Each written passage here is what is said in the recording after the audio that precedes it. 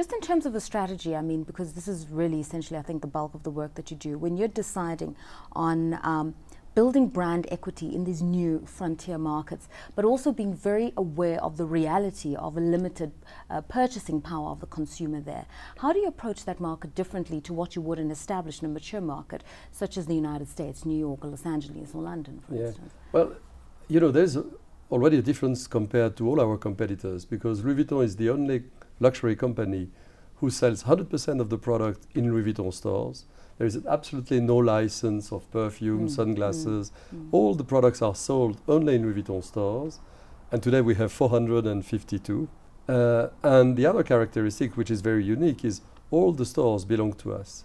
So wherever you enter into a Louis Vuitton store in the world, you have Louis Vuitton staff trained by us. Many of our staff, in fact, do international careers and can move from one store to another, one country to another, and can develop their own career. And that makes us very unique. So whenever we arrive somewhere, it's our own investment, our own people, and that's why we are maybe more cautious. It's not appointing a franchisee.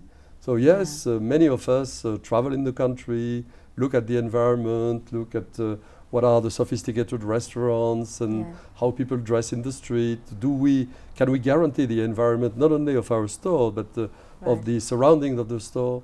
And you know, there is no, at the end of the day, mathematical formula. It's just a feeling that you have at one point that the market is mature enough to invest and open. I'll tell you why I'm asking this question.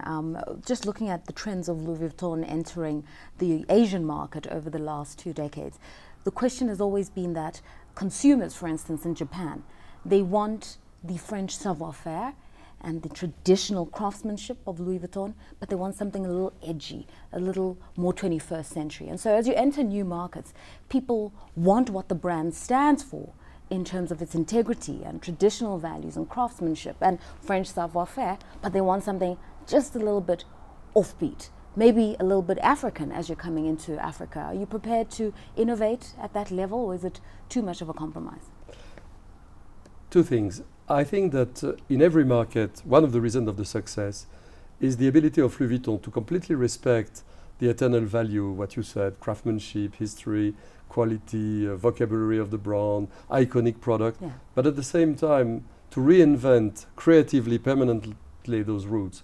And Marc Jacobs has been absolutely instrumental in each time, in each of his show, inspire himself from the roots of Louis Vuitton and convert it into the extreme modernity. When he appointed Steven Sprouse to create the graffiti on monogram bags, it was in his mind to respect the tradition of the painting the initials on the trunk that we had from the origin, but expressing him on a very modern way.